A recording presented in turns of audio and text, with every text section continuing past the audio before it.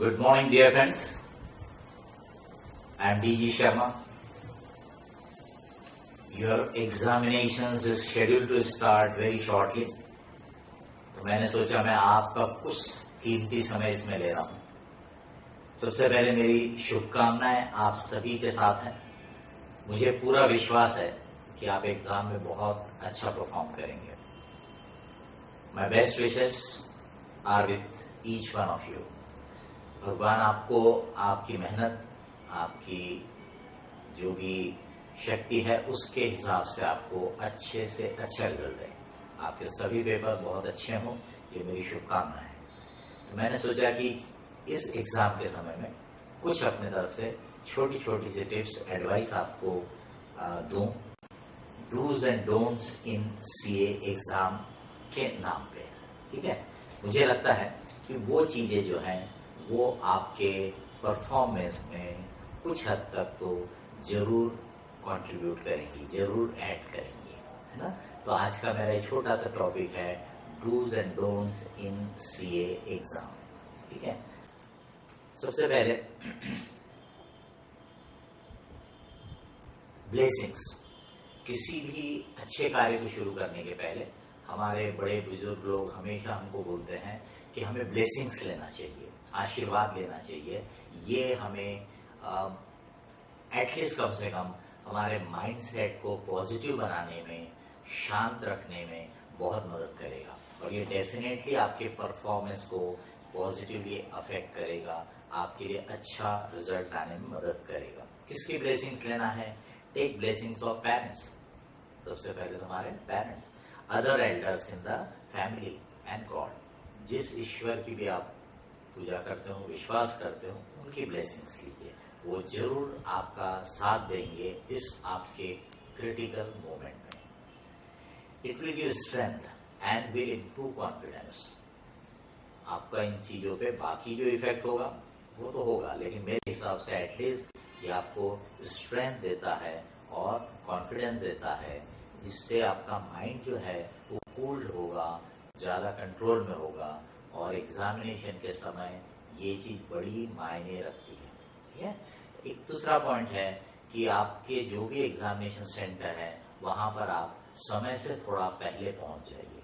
कई बार देखने में आता है कि हम इसमें ध्यान नहीं देते हैं कि हमारे घर से और वहां तक का डिस्टेंस कितना है, उसको पहुंचने के लिए हमारे पास क्या अरेंजमेंट है।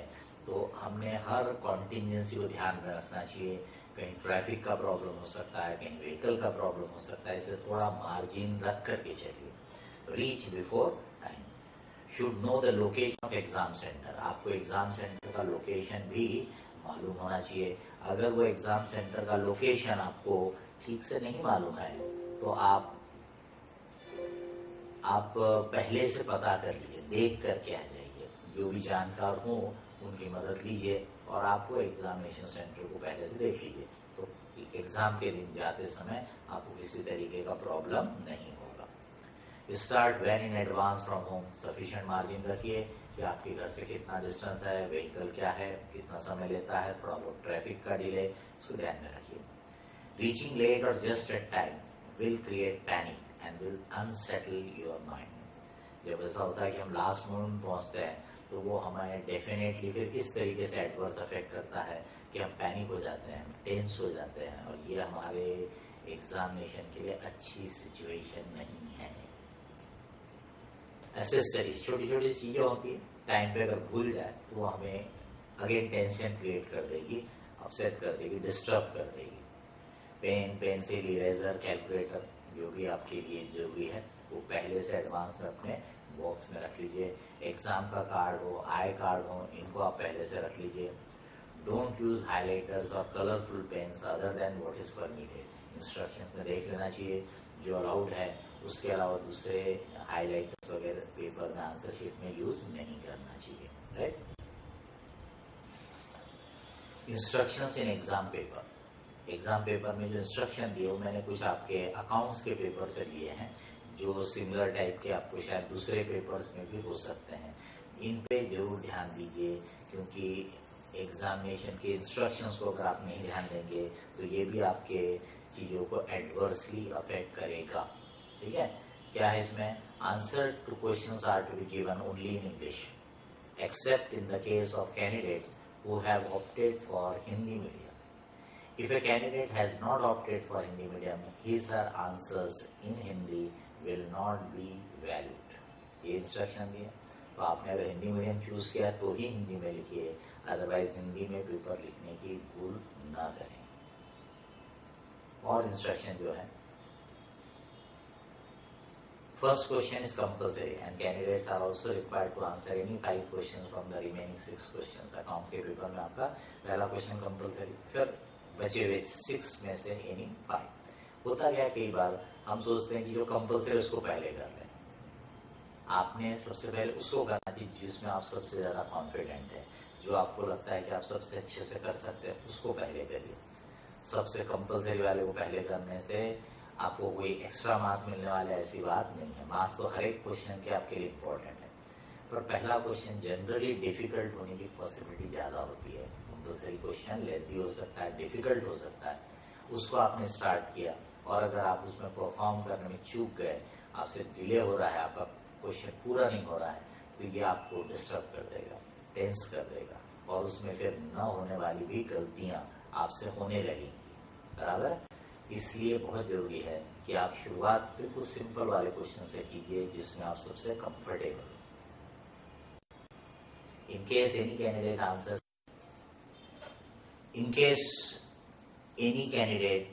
आंसर्स एक्स्ट्रा क्वेश्चंस और सब questions over and about the required number, तो अगर आपने ज्यादा क्वेश्चन सॉल्व कर दिए तो उसमें क्या नॉर्म्स इंस्टीट्यूट के है वो देखिए आप। Then only the requisite number of questions first answered in the answer book shall be valued and subsequent extra questions answered shall be ignored. तो इसलिए जनरली तो सीए के एग्जाम में ज्यादा क्वेश्चन सॉल्व कर पाए ऐसा मुश्किल ही होता है, समय आपके लिए लिमिटेड होता है, नहीं कर पाते हैं। लेकिन अगर खुदा ना खास्ता किसी पेपर में आपने ज्यादा क्वेश्चन सॉल्व कर लिए हैं तो आप एक बार उनका ओवरव्यू कर लीजिए और आपको उसमें जो सबसे कम अच्छा लगे, सबसे आप बोल सकते हैं कि कम नंबर मिलने की जिसमें चांस हो, उसको डिलीट कर दीजिए। Otherwise what the examiner will do, वो सीक्वेंस में लेगा, तो हो सकता है आपका आखिरी क्वेश्चन सबसे बेस्ट हो और वो फिर मार्किंग से छूट जाएगा।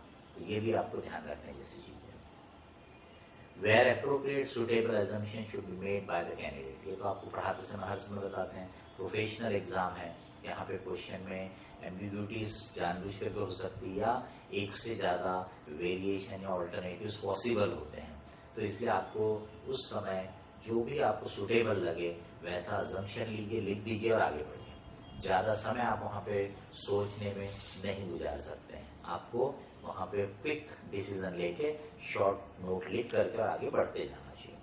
Working note should form part of the respective answers.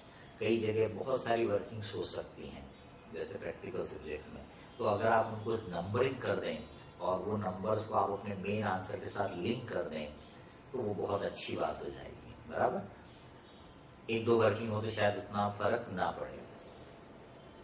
Make a quick go through of question paper. आजकल इंस्टीट्यूट आपको 15 मिनट्स एक्स्ट्रा अलाउ करता है आईपीसीसी और फाइनल में, ये आपके लिए एक बड़ा यूजफुल चीज है। उस 15 मिनट्स में आपको आंसर शीट नहीं मिलती है, सिर्फ क्वेश्चन पेपर होता है, तो आप लिख तो नहीं सकते हैं, सिर्फ आप क्वेश्चन पेपर पढ़ सकते हैं। तो you make a best use of it. 15 minutes में आप पूरा पेपर अच्छे से देख लीजिए एंड माइंड अपना मेकअप कर लीजिए कि कौन सा क्वेश्चन आपको पहला करना है, फिर उसके बाद ये सीक्वेंस वगैरह थोड़ा सा प्लान कर लीजिए। Plan easiest question to be taken first, जैसे मैंने पहले बताया, सबसे एक क्वेश्चन आपका अच्छा हो जाए तो आपका देखिए कॉन्फिडेंस बिल्ड हो जाता है, आपका माइंड कूल्ड हो जाता है, पैनिक हट जाता है, दिमाग से टेंशन हट जाता है। तो it is very important that first question you select must get completed well. In worst cases अगर ऐसा हुआ कि आपका पहला क्वेश्चन ठीक नहीं हुआ तो थोड़ा अपने आप को कंट्रोल करने की कोशिश करिए सो दैट आगे के पार्ट को एडवर्सली अफेक्ट ना करें।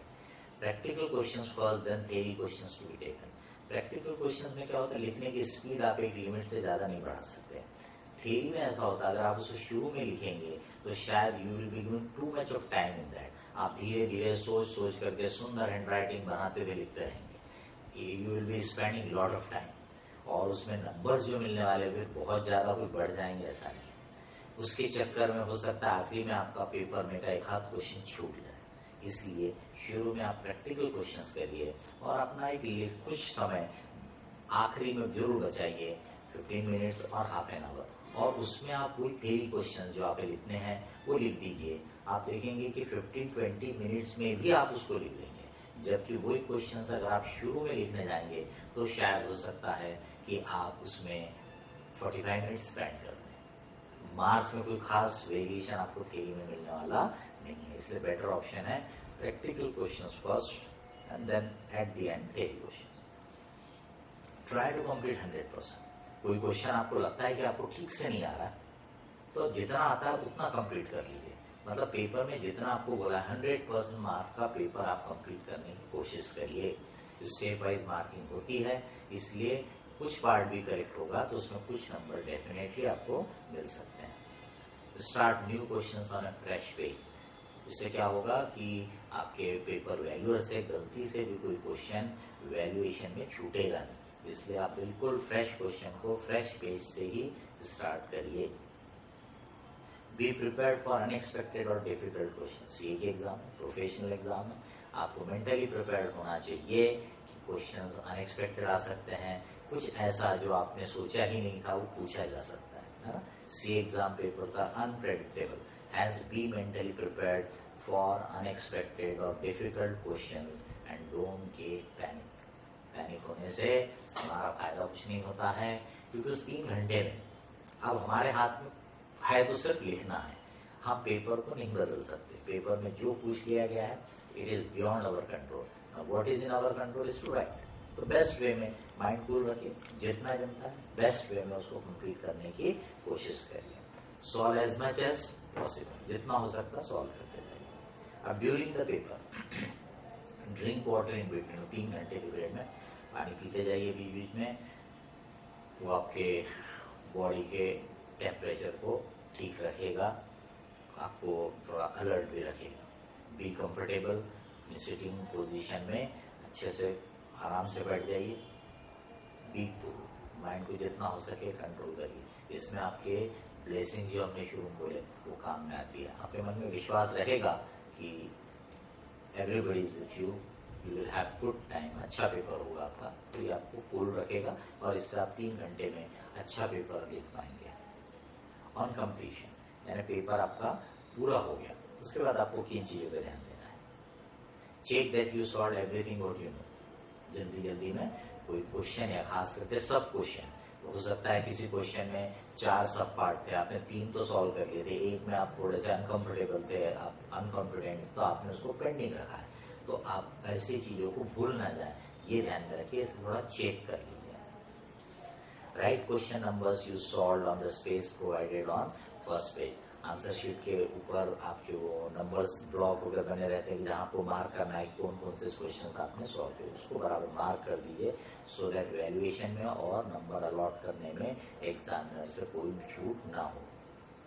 Right number of supplements used, so that कभी गलती से आपकी कोई सप्लीमेंट अनटैग हो जाए, ये हो जाए, तो आपका वहां पर बराबर मालूम रहेगा कि इतनी सप्लीमेंट बच्चे ने लिखी हुई है, तो बराबर नंबर सब इसमें लिखिए।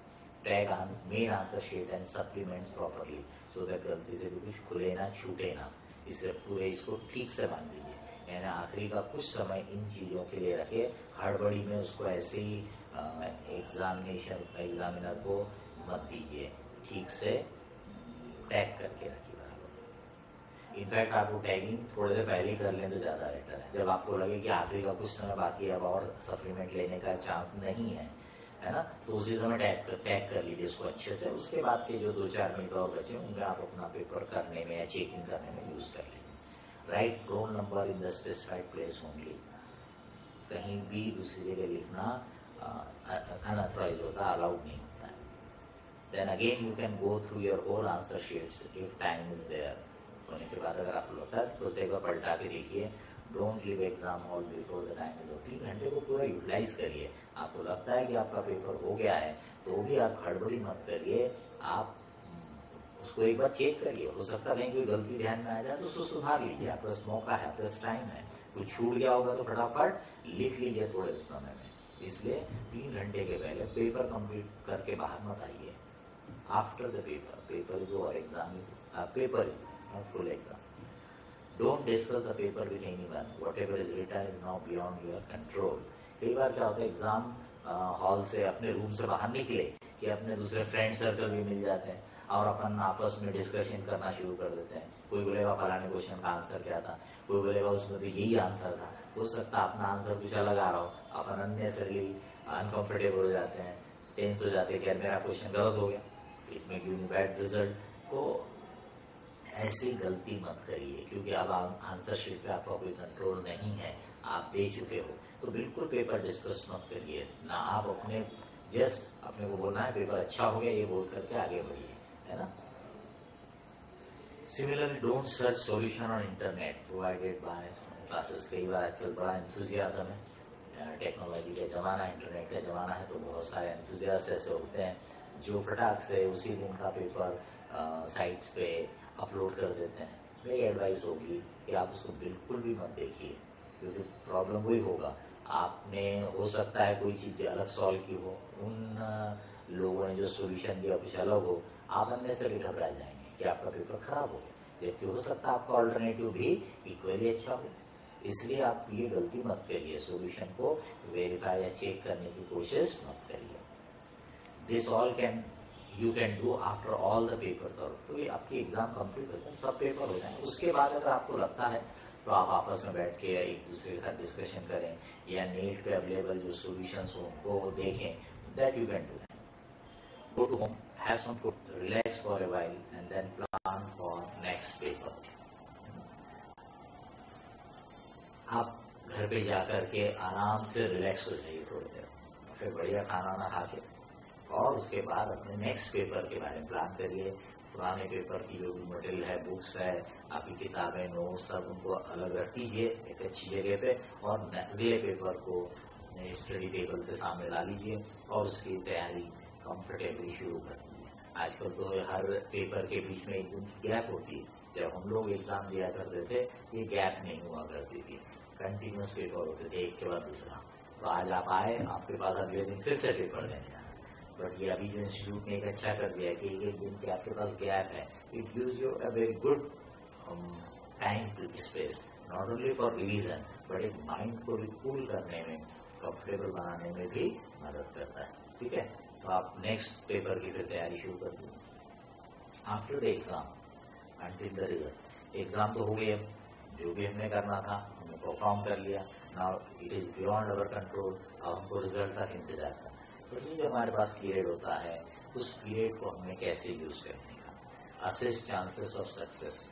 आपने जो पेपर किए हैं उसके बेस पर ना लगाइए क्या चांसेस हैं। इफ गुड, अगर आपके पास होने के अच्छे चांसेस लगते हैं, start preparation for next level. Like CPT appear student should start a subject of IPCC, और खास करके ऐसे सब्जेक्ट जो कनेक्टेड हो, सीपीटी में भी है आईपीसीसी में भी है, लाइक अकाउंट्स। आईपीसीसी वाला स्टूडेंट फाइनल की तैयारी शुरू करे, बराबर। फाइनल वाला स्टूडेंट के लिए आगे की अपनी, अभी तो कोई एग्जाम नहीं है, इसलिए वो अपने फाइनल के ही कोई अच्छे पेपर जो इंटरेस्टिंग हो उसके लिए उनमें और थोड़ा सा स्टडी करता है। If chances are not good, अगर आपको खुद ही लग रहा है कि आपके चांसेस, यानी भगवान ना करे ऐसी सिचुएशन आपके साथ आए, चाहूंगा ऐसी सिचुएशन ना आए, बट अगर ऐसा लगा, because it's all the part of the life, part of this examination, कभी कभी हम चाह के भी अच्छा परफॉर्म नहीं कर पाते हैं, तो फिर हमारे पास रास्ता क्या है, हमारे पास रास्ता फिर से हिम्मत करके हम अपनी एनर्जी को फिर से जमा करें और एक नए जोश के साथ फिर से तैयारी शुरू करें। तो start revision of the same subjects again, specially those in which you are weak. तो आप फिर से उस समय को वेस्ट मत होने दीजिए। आपको लग रहा है not good chances of passing, तो फिर आप फिर से रिवीजन शुरू कर दीजिए। The above is important to keep the momentum of study, otherwise it will again take good amount of efforts and time to gain the same momentum and result. क्या होता है कि एग्जामिनेशन का रिजल्ट आने के बाद अगर हमको लगता है कि रिवर्स आया, तो हम ये 2 महीने या उतना पीरियड तो वेस्ट करते हैं, फिर हमारा वो फिर से मूड बनने में, पढ़ाई का मोमेंटम लाने में और समय वेस्ट हो जाता है। ऐसी गलती ना हो, इसलिए आप ये असेस करिए या तो उन्हीं लेवल के सब्जेक्ट का रिवीजन करिए या नेक्स्ट लेवल के सब्जेक्ट की पढ़ाई करिए। नेक्स्ट लेवल की पढ़ाई भी करेंगे और खुदा ना खास्ता एडवर्स रिजल्ट आया तो भी वो पढ़ाई आपकी वेस्ट नहीं जाती है, वो आपकी जूनियर लेवल की यानी पिछले लेवल की पढ़ाई में और हेल्प करेगी। मेरी शुभकामनाएं आपके साथ हैं। Once again best of luck, I am always with you and definitely आप सभी लोग एग्जाम में अच्छा परफॉर्म करेंगे, इससे मेरी शुभकामना है। Thank you.